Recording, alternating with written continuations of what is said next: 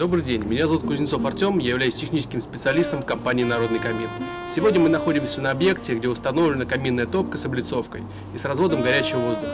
Можем пройти в дом и посмотреть, как все это смонтировано. Вот тот самый камин, который отапливает весь дом. Наш клиент выбрал облицовку из натурального камня Bella Italia, модель Nina.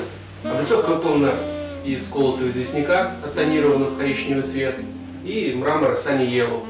Дубовая балка оттонирована морилкой уже по желанию в цвет заказчика, который он выбирал. Сегодня с нами на объекте представитель компании «Печное дело», монтажная организация, непосредственно участник процесса монтажа Дмитрий Виноградов, который нам поведает о том, как была собрана данная конструкция, как отапливается дом. Дом у нас каркасный, стоит на сваях. Клиент, в свою очередь, подготовил основание, усилил балки. Мы, в свою очередь, постелили лист ЦСП и агломератные плиты. Тем самым мы отделили каминную зону. Для обеспечения пожарной безопасности при установке данного камина мы установили фальш-стенку. Она равняется 12 сантиметров, в которую входит базальтовая вата с фольгой и суперизол. Обязательным условием для монтажа между стенкой и облицовкой находится воздушный зазор в 7 сантиметров.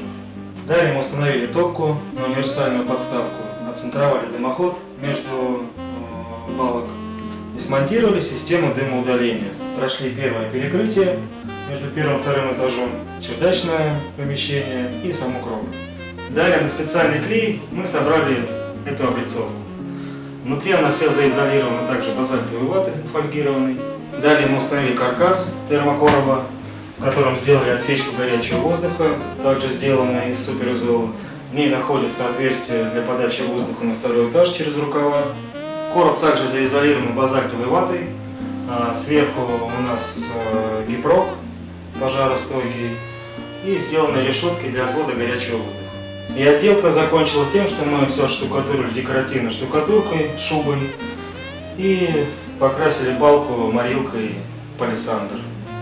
Для отвода горячего воздуха изготовлена отсечка, в которой вставлены теплоизолированные рукава, которые уходят в комнату на втором этаже. Для подачи воздуха на второй этаж мы установили решетки с жалюзями, подведя к ним рукава горячего воздуха.